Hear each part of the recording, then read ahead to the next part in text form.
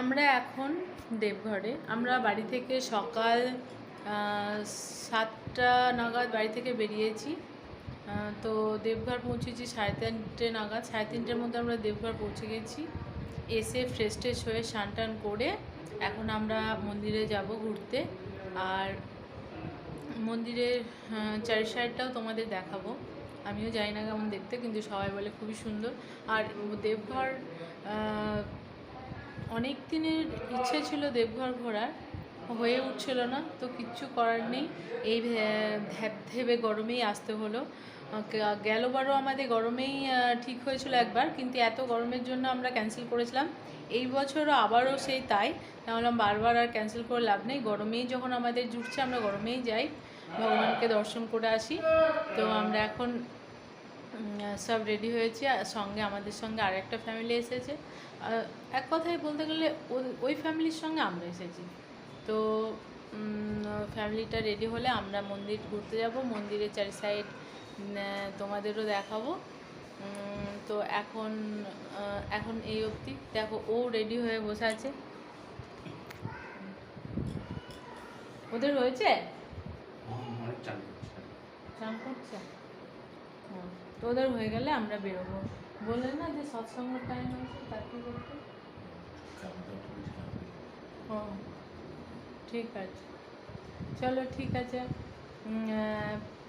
পরে আবার আসছি। আমরা এখন ঠাকুর বাড়ি যাচ্ছি। ঠাকুর বাড়ির জন্য সবাই রওনা দিয়েছি। আমরা এখন ঠাকুর বাড়ি দর্শন করতে বেরোচ্ছি। চলো, এটা আমাদের ঘন্টুপুরিটাও যাচ্ছে। আচ্ছা, ঘন্টুপুরিকে কি আমরা রেখে যাবো?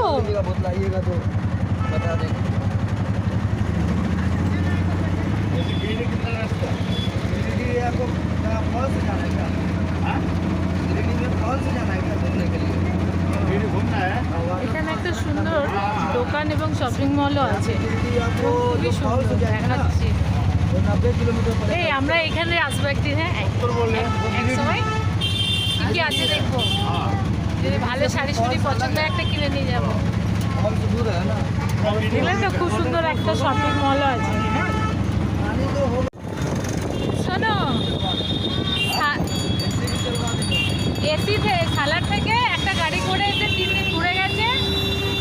গাড়িওয়ালা অব্দি 3 দিন ধরে থেকেছে, তাতেই তো 7,000 টাকায়। আর ওরা সাইড সিট ঘুরাবে, তাতেই 3,000 টাকা। বাপ্পা বললো, বাপ্পার ডোমকলের কাজ করছে, বাপ্পা ওর শ্বশুর বাড়িটা নিয়ে খাওয়া গেছে কোথাও। ওই যে এসে 2 দিন ধরে দেওয়া ছিল, 2 দিন ধরে এখন ওখান থেকে ডাইরেক্ট 8,000 টাকা দেওয়া। বললামই তো, ওই তো তাই মাদেরকে নিয়েছে, ঘুরিয়ে নিয়ে গেল না গাড়িওয়ালা। 4 দিন ধরে গাড়িওয়ালা অব্দি থেকে 7,000 টাকা সব দিক ঘুরিয়ে।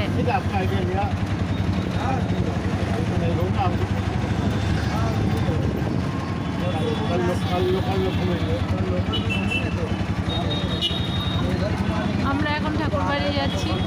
তো ঠাকুর বাড়ির সাইড সিনগুলো দেখতে দেখতে যাচ্ছি। আর ঠাকুর বাড়ি গিয়ে, চলো ঠাকুর বাড়ি গিয়ে আবার দেখা হচ্ছে।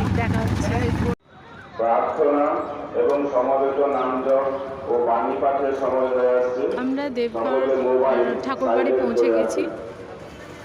এই যে